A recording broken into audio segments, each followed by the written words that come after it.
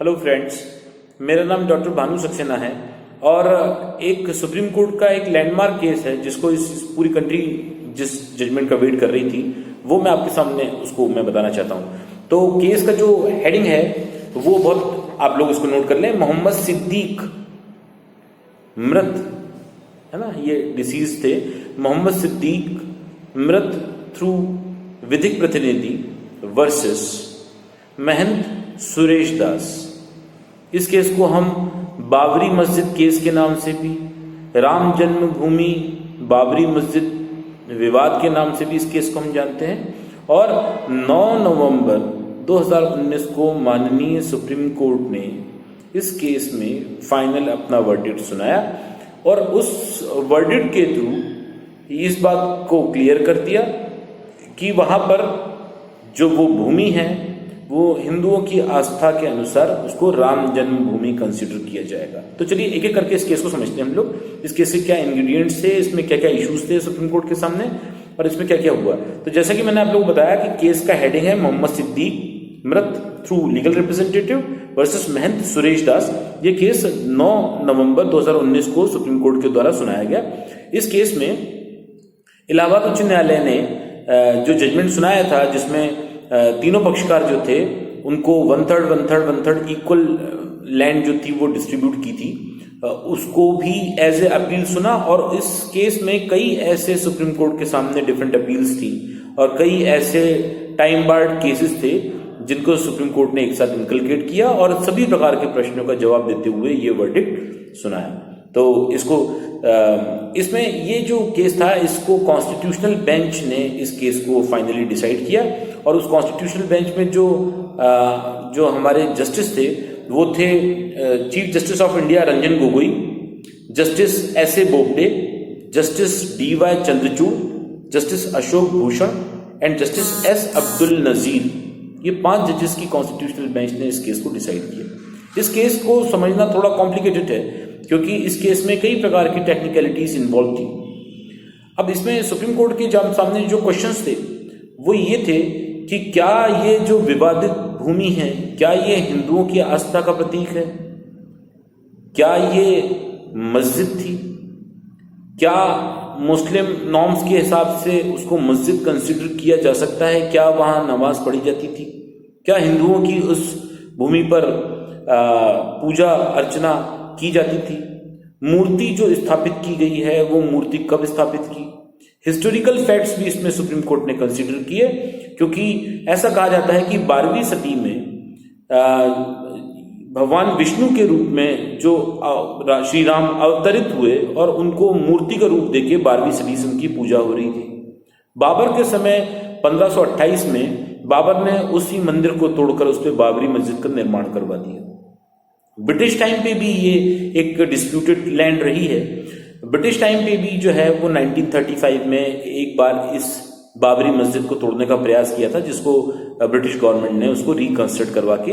उसको मस्जिद डिक्लेयर किया। उसके बाद में ब्रिटिशर्स ने जो उस डिस्प्यूटेड लैंड का जो इंटरनल पार्ट है, जो जहां पर जो कोर पार्ट है उसको मुस्लिम समुदाय को दे दिया था और बाद में जो बाहरी एरिया था, जो सीता रसोई और बाहर का जो क्षेत्र था वो हिंदू संप्रदाय को दे दिया था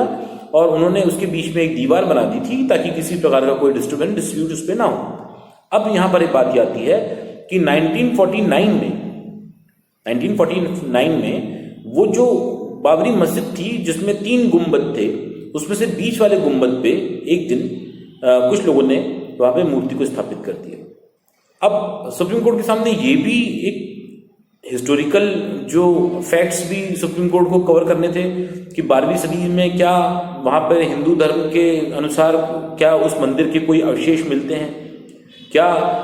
1528 के बाद में जो बाबर ने उस मस्जिद को बनाया तो क्या उसमें हिंदू के मंदिर के कोई अवशेष हैं, क्या हिंदुओं के ही उस मंदिर को उस सामग्री को मस्जिद बनाने में यूज किया गया है। उसके बाद में क्या वहां पे लगातार पूजा हो रही थी, क्या वहां पे कोई मूर्ति थी, क्या वो जो ब्रिटिशर्स के द्वारा जो सेग्रीगेशन किया गया था क्या वो सेग्रीगेशन एप्रोप्रिएट था, क्या ये हिंदुओं की आस्था का प्रतीक है, क्या ये मुस्लिमों की आस्था का प्रतीक रहा है हमेशा से। उसके अलावा कुछ क्वेश्चन सुप्रीम कोर्ट के सामने और थे जो मैं आप लोगों को वन बाय वन पढ़ के बताना चाहता हूं। सुप्रीम कोर्ट के सामने क्वेश्चन ये थे कि जो पहले कई प्रकार के इसके रिगार्डिंग सूट चल रहे थे, कई सूट फाइल हुए इस संबंध में,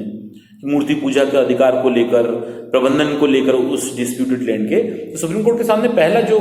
क्वेश्चन था वो ये था कि क्या ये केस जो है वो लिमिटेशन बार्ड तो नहीं हो चुके हैं, जो डिफरेंट सूट फाइल किए, क्या वो अब अस्तित्व में उनको होना चाहिए, क्या उनको इस तारीख में सुना जा सकता है। दूसरा, क्या इन डिफरेंट सूट्स पे रेस जुडिकेटा अप्लाई होता है। रेस जुडिकेटा का मतलब यह होता है कि दो सिविल पार्टीज के बीच में अगर एक ही इशू पर सेम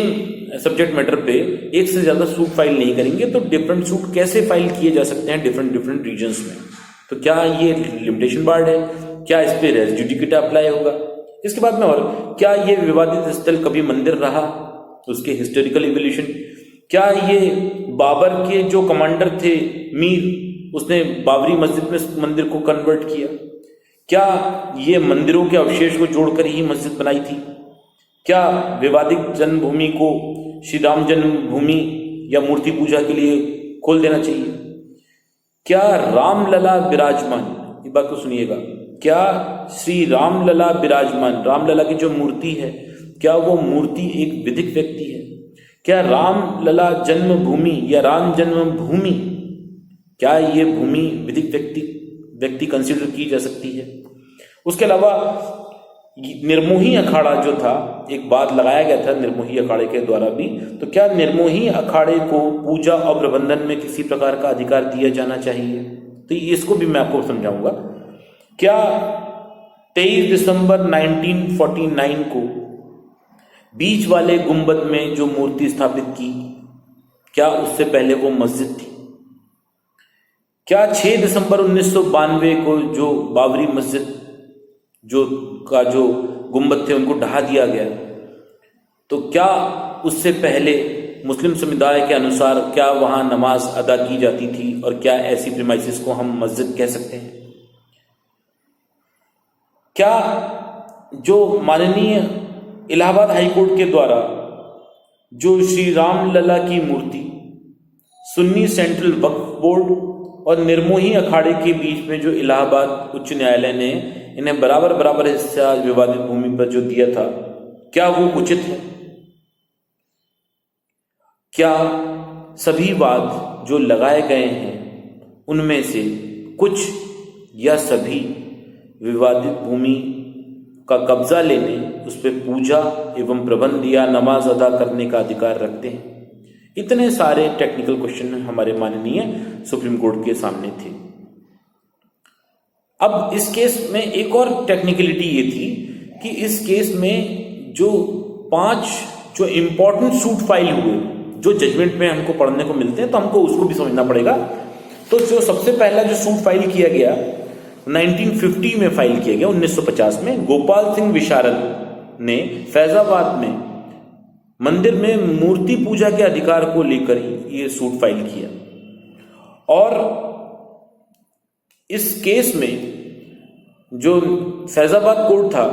उसने मूर्ति पूजन के अधिकार पे स्टे लगा दिया कि वहां किसी प्रकार की कोई मूर्ति की पूजा नहीं की जाएगी, क्योंकि वो डिस्टर्ब्ड एरिया था और विवादित क्षेत्र है, इसलिए उस पर स्टे ग्रांट कर दिया और रिसीवर अपॉइंट कर दिया। तो ये जो था ये इसको हम केस नंबर 1 कहते हैं। और गोपाल सिंह विशारद के इस केस को 1989 में फिर से इसको एक केस नंबर दिया गया, जिसका नाम रखा उन्होंने केस नंबर 1 1989। तो ये पहला केस था जो 1950 में फाइल किया गया था। 1989 में इस पर दोबारा एक नया नंबर डाल के इस केस को अलाइव किया गया। सेकंड जो केस इसमें फाइल हुआ वो 1950 में ही फाइल हुआ, एक और केस परमहंस रामचंद्र दास ने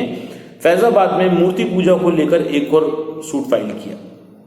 यह सूट जो था 1990 में जब इस पर दोबारा इस पे केस नंबर डाला गया तो ये केस वापस ले लिया गया। उसके बाद में बात संख्या नंबर 3, ये तीसरा केस जो फाइल हुआ वो 1959 में हुआ। निर्मोही अखाड़ा ने फैजाबाद कोर्ट में पूजा और प्रबंधन को लेकर इस डिस्प्यूटेड क्षेत्र के एक केस फाइल किया और ऐतिहासिक उपस्थिति के कारण निर्मोही अखाड़े को भी उस प्रबंधन में हिस्सेदार बाद में माना गया। वाद संख्या 4, चौथा केस जो फाइल किया गया है वो सुन्नी सेंट्रल वक्फ बोर्ड ने फैजाबाद पे पूरी जमीन को मस्जिद घोषित किया जाए और उन्हें वहां पे नमाज अदा करने की परमिशन दी जाए। तो चौथा केस जो था, सुन्नी सेंट्रल वक्फ बोर्ड ने 1989 में, बेसिकली 1961 में ये केस फाइल किया गया था, लेकिन इस पे 1989 में इस केस को नया नंबर दिया गया, इसको केस नंबर 4 1989 कहा गया। और जो पांचवा सबसे इंपॉर्टेंट केस है जो बड़ा विवाद में रहा, श्री रामलला विराजमान, राम जी की जो मूर्ति थी वो श्री रामलला विराजमान के नाम से इस केस को फाइल किया गया। और रामलला की जो मूर्ति थी, श्री राम भगवान की जो मूर्ति थी, उस मूर्ति को विधिक व्यक्ति मानकर एक केस फाइल किया गया और ऐसा कहा गया कि वो जो मूर्ति है वो अपने लिए प्रबंधन और पूजा का अधिकार का डिमांड कर रही है। ये सबसे इंपॉर्टेंट केस था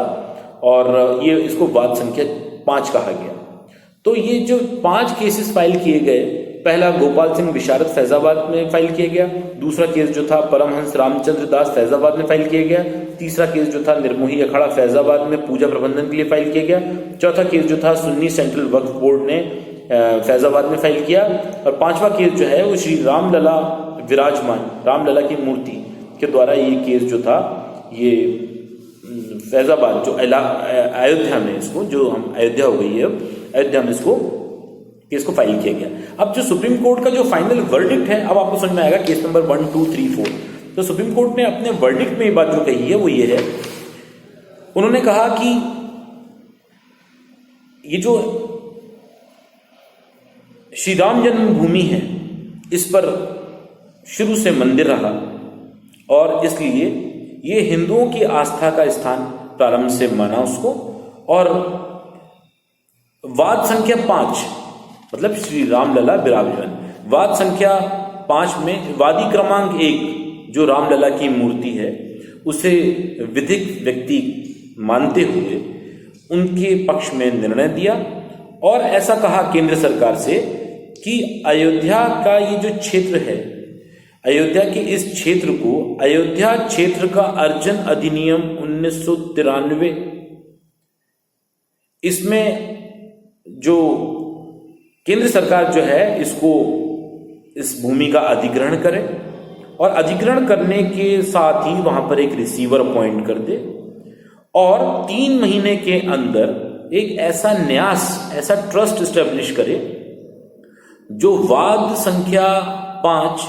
के वादी क्रमांक 1 जो कि एक विधिक व्यक्ति हैं मूर्ति के रूप में श्री रामलला विराजमान, उनकी पूजा और उनका प्रबंध का इंतजाम केंद्र सरकार करे। तो ये जो डिस्प्यूटेड क्षेत्र था ये रामलला विराजमान मूर्ति के फेवर में डिसाइड कर दिया गया और 3 महीने के अंदर सेंट्रल गवर्नमेंट से कहा गया कि एक आप ऐसा ट्रस्ट डेवलप कीजिए 3 महीने के अंदर और 3 महीने के अंदर इसमें पूजा प्रबंधन का इंतजाम रामलला मूर्ति के लिए किया जाए और तब तक 3 महीने जब तक कि वो स्टेब्लिश नहीं हो जाता तब तक ये जो था इसमें इसको डिसाइड किया जाए। इसी के साथ में जैसा कि मैंने आप लोगों को बताया वादी क्रमांक 5, वाद संख्या 5 वादी क्रमांक 1 रामलला विराजमान, उनके लिए केंद्र सरकार एक ट्रस्ट बनाएगी और उनके पूजा की सब व्यवस्था करेगी। जब तक के लिए वो ट्रस्ट नहीं बन जाता तब तक एक रिसीवर अपॉइंट किया जाएगा और ये जो भूमि है ये केंद्रीय सरकार के द्वारा ये अर्जित भूमि मानी जाएगी, अर्जन इसका केंद्र सरकार के द्वारा रहेगा। तो इसमें एक और बात कही जो माननीय सुप्रीम कोर्ट ने जो बात कही कि वादी संख्या 4, अब वादी संख्या 4 है सुन्नी सेंट्रल वक्फ बोर्ड। सुन्नी सेंट्रल वक्फ बोर्ड वादी संख्या 4 जो थी, जिन्होंने चौथे नंबर का वाद दायर किया था, उनको इस क्षेत्र के अलावा जो विवादित क्षेत्र था इसके अलावा ये डायरेक्शन दिए गए कि इनको 5 एकड़ जमीन इस विवादित क्षेत्र के अलावा दिलवाई जाएगी ताकि अपनी मस्जिद का निर्माण करके वहां नमाज अदा कर सके। तो सीधी बात यह थी कि सुन्नी सेंट्रल वक्फ बोर्ड को विवादित भूमि पर कोई स्थान ना देकर उन्हें 5 एकड़ अलग से स्थान माननीय सुप्रीम कोर्ट के द्वारा देने की केंद्र सरकार से को आदेशित करने किया गया। अब इसके अलावा एक और केस ये था कि वाद संख्या 3 में निर्मोही अखाड़ा जो था, तो निर्मोही अखाड़े को भी ये जो ट्रस्ट क्रिएट हो रहा था रामलला की पूजा के लिए, तो उस ट्रस्ट में जो निर्मोही अखाड़ा जो था उसका भी पार्टिसिपेशन रहेगा। मतलब रामलला की पूजा विधि व्यवस्था, इसमें जो रामलला विराजमान और वो केंद्र सरकार द्वारा बनाया गया ट्रस्ट, उसमें ये जो निर्मोही अखाड़े के जो लोग हैं वो भी इसमें पार्टिसिपेट करेंगे, पूजा प्रबंधन में उनका भी योगदान रहेगा। तो निर्मोही अखाड़े को भी एक प्रकार से सुप्रीम कोर्ट ने रिलीफ दिया और उस ट्रस्ट में निर्मोही अखाड़ा और रामलला विराजमान दोनों ही लोगों की पार्टिसिपेशन की बात माननीय सुप्रीम कोर्ट ने कही। शेष पक्षकारों के बारे में, जो रिमेनिंग पक्षकार थे इस केस में, तो उसके बारे में सुप्रीम कोर्ट ने कहा कि वो अपना स्वामित्व पेश करने में विफल रहे हैं, तो उनके फेवर में किसी प्रकार का कोई निर्णय माननीय सुप्रीम कोर्ट ने नहीं दिया। इलाहाबाद हाई कोर्ट के द्वारा जो 1/3 में जो डिवाइड की गई थी लैंड, जो रामलला विराजमान, निर्मोही अखाड़ा और सुन्नी सेंट्रल वक्फ बोर्ड के बीच में 1/3 जो जमीन डिवाइड की थी इलाहाबाद उच्च न्यायालय ने, सुप्रीम कोर्ट ने उस निर्णय को पलट दिया और साथ ही उन्होंने ये कहा कि श्री राम विराजमान या श्री रामलला विराजमान जो कि मूर्ति है वो एक विधिक व्यक्ति है, जबकि श्री राम जन्मभूमि एक विधिक व्यक्ति नहीं है। तो इस केस में कुल मिला के जो सुप्रीम कोर्ट का वर्डिक्ट था वो ये था कि श्री रामलला विराजमान मूर्ति एक विधिक व्यक्ति है, उसको विवादित क्षेत्र में हिंदुओं के आस्था का केंद्र मानते हुए वहां पर वो मूर्ति स्थापित की जाएगी, उस मूर्ति की पूजा की जाएगी। उसके साथ में जो वाद संख्या 3 थी उसमें जो निर्मोही अखाड़ा है उसको भी उस न्यास में, उस ट्रस्ट में हिस्सेदारी दी जाए और वो निर्मोही अखाड़ा भी वो पूजा जो रामलला की पूजा में वो भी प्रबंधन में शामिल रहेंगे। और जो वाद संख्या 4 थी उसमें सुन्नी सेंट्रल वक्फ बोर्ड जो था उसको विवादित स्थान से हटाते हुए उनको अयोध्या के अंदर ही 5 एकड़ अलग से भूमि देने के लिए माननीय सुप्रीम कोर्ट ने आदेशित किया। और जो इलाहाबाद उच्च न्यायालय का जो निर्णय था 1/3 का, उसको पलट दिया और ये बात कही कि मूर्ति एक विधिक व्यक्ति हो सकती है, लेकिन राम जन्मभूमि itself it can not be a विधिक व्यक्ति। तो ये एक बहुत इंपॉर्टेंट लैंडमार्क जजमेंट था। इसके जितने भी टेक्निकल एस्पेक्ट्स थे मैंने आप लोगों को बताने की कोशिश की है। मैं उम्मीद कर रहा हूं कि इस केस को आप लोग थोड़ा सा डिटेल में पढ़ेंगे तो आप लोगों की बेटर अंडरस्टैंडिंग होगी। लेकिन ये एक ऐसा जजमेंट था जिसको पूरे देश का इसका इंतजार था और फाइनली ये जो सुप्रीम कोर्ट का निर्णय था मैंने आप लोगों के सामने रखा। और अधिक जानकारी के लिए आप लोग मेरे चैनल को जो लाइक करें, सब्सक्राइब करें, ताकि आने वाले जो वीडियोस हैं जिसमें सुप्रीम कोर्ट के जो लैंडमार्क जजमेंट्स जो हैं वो 3, 4, 5 सालों के वो आप लोगों को इजीली अवेलेबल हो पाए। तो इसी के साथ में हम यहीं पे इस वीडियो को समाप्त करते हैं और नमस्कार।